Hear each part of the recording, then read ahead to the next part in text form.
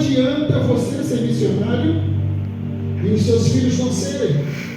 Não adianta você ser missionário e a sua casa não ser. Por que você não fez missões na sua casa? Por que nós não fazemos missões? Interessante, uma coisa bem interessante é que as pessoas pregam na igreja tão bonitinho, mas em casa não sentam seus filhos e suas filhas e fazem missões com elas, com eles. Conversam com eles, dizendo: o amanhã é perigoso, aquele lugar é perigoso, para onde você está indo não pode, é perigoso. O que você está fazendo é contra a lei de Deus. Você sabe o que significa isso? É ser testemunha de Deus dentro da sua casa. Aleluia! É ser testemunha de Deus no seu trabalho. Eu poderia falar de inúmeras coisas aqui. Sabe por que os milagres não acontecem? Mas porque as pessoas têm vergonha de serem testemunhas de Deus, testemunhas do Evangelho. Uma das coisas bem impressionantes nos dias atuais, o Evangelho do século XXI, ele é tão frívolo, é tão cheio de falhas. A apostasia tomou conta dos pastores, das igrejas, que ninguém pode falar em milagre. Ele tem até medo de milagre. Tem pastores que dizem que isso ficou a 170 depois de Cristo, porque acham que esse Deus não faz mais milagre.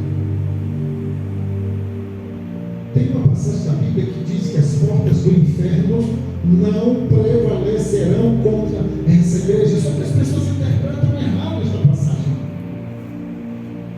As pessoas interpretam tão errado esta passagem, porque a porta é para você entrar. A porta não te ataca. Preste bem atenção: se prevalecer é te atacar e te vencer. A porta se abre. Você sabe o que está acontecendo neste momento, agora no século XXI? Neste exato momento, a igreja está sendo vencida pela porta, porque é a igreja que está escancarando a porta e está entrando dentro daquilo que ela tem para oferecer. Quando Jesus estava dizendo isso, as portas do inferno não prevalecerão, estava falando da super vaidade do século XXI. Estava falando da incredulidade do século XXI. Estava falando das facilidades do pacismo do século XXI. Pessoas passivas aceitam tudo. Eu não vou dizer nada porque a imprensa não deixa. Eu não vou dizer nada por causa que o Alexandre de Moraes não deixa. Eu não vou falar nada porque, meu irmão, se você não está pronto para ser preso, pelo amor de Deus, não invente de ser missionário, não. Quero o microfone. Não invente. Porque Jesus disse: vocês serão presos. Vocês enfrentarão governadores e eles vos matarão.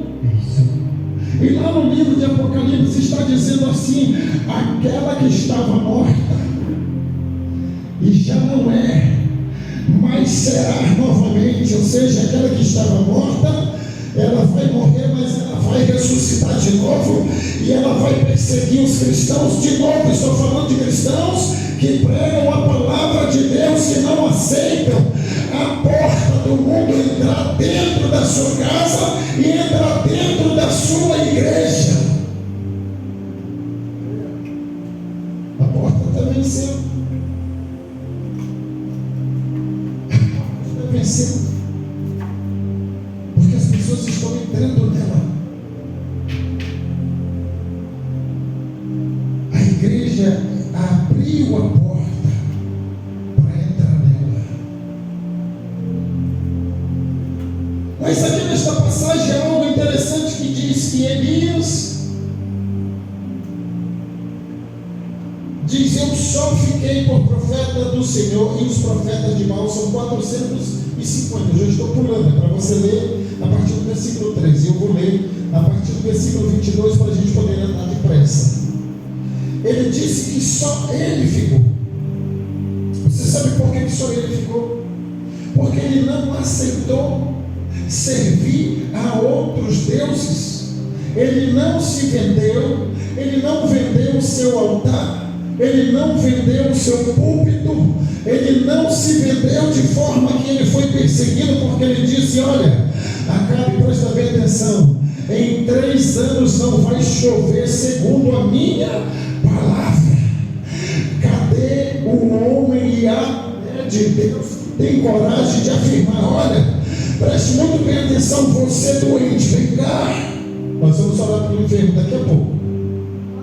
Nós vamos orar pelo enfermo daqui a pouco. Porque eu não quero que você saia daqui a pouco, não, à noite. No culto da noite nós vamos fazer a oração da fé. Você saia daqui curado.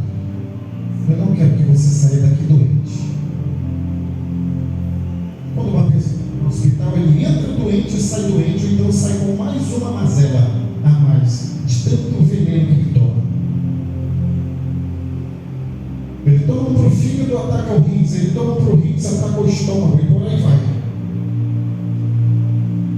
O pastor pela manhã, Jesus cura imediatamente. Mas é quando você grita.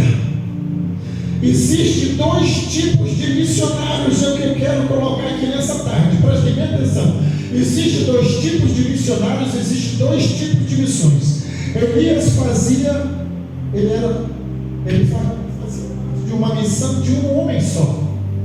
É isso que eu acho interessante. Ele fazia parte de uma missão de um homem só. E ele desafia 400 homens. Ele diz para Acabe: presta bem atenção, chama a tua igreja lá, chama lá aquele povo. É por isso, missionários que foram consagrados hoje, não tenham medo. Pode estar só vocês aqui num dia, mas pregue como se tivesse 1000, porque alguém está te escutando. Alguém está te escutando. Tem pessoas que gostam de multidões, tem pessoas que gostam de barulho. Você sabia que o barulho do século 21 é um barulho falso, do profeta, do engano, do incircunciso?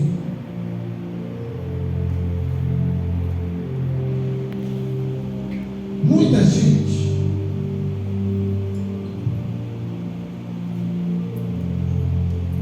aí ele diz assim: olha, vocês que são mais crentes aí, vocês vão pegar um bezerro e eu vou pegar outro, e vocês invoquem primeiro, porque vocês são mais. E eles começaram a clamar. Estou resumindo, mas eu quero que você leia, para você observar como está acontecendo as missões de agora. Mas a missão de um homem de Deus é diferente do que de multidões. Às vezes, meu querido, você vê uma multidão e você corre para lá. Você vê centenas de pessoas, você corre para lá. Você vê 2, 3 pessoas, Deus não está ali, eu vou para ali. E lá você fica esperando. O povo começa a clamar. Os pastores começam a profetizar. Amanhã é outra história na tua vida, viu? O teu celeiro, amanhã a tua história vai mudar. Profecias falsas, mentiras de púlpito, mentiras de multidões, infectando corações. Deus neste momento está precisando de Elias.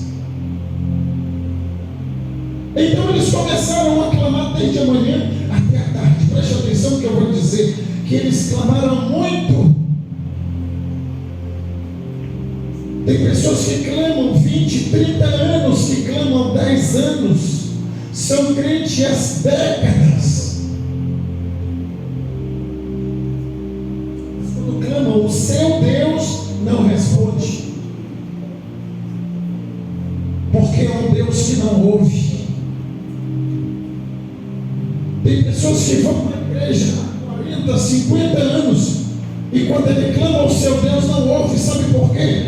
Porque o seu Deus é surdo como Baal. Eles começaram a clamar, e aí deu meio-dia, Baal não respondia. Quando deu meio-dia, Baal não respondia, e a multidão continuava insistindo. E aí, vocês sabem o que eles começaram a fazer? Começaram a se cortar, começaram a se retalhar, chamaram a atenção. Essa é a grande multidão que as pessoas estão seguindo. Fogo estranho no altar. Fogo estranho no altar. Eu quero chegar no patamar de missões. O que você precisa fazer para Deus te ouvir? O que você precisa fazer para Deus te ouvir?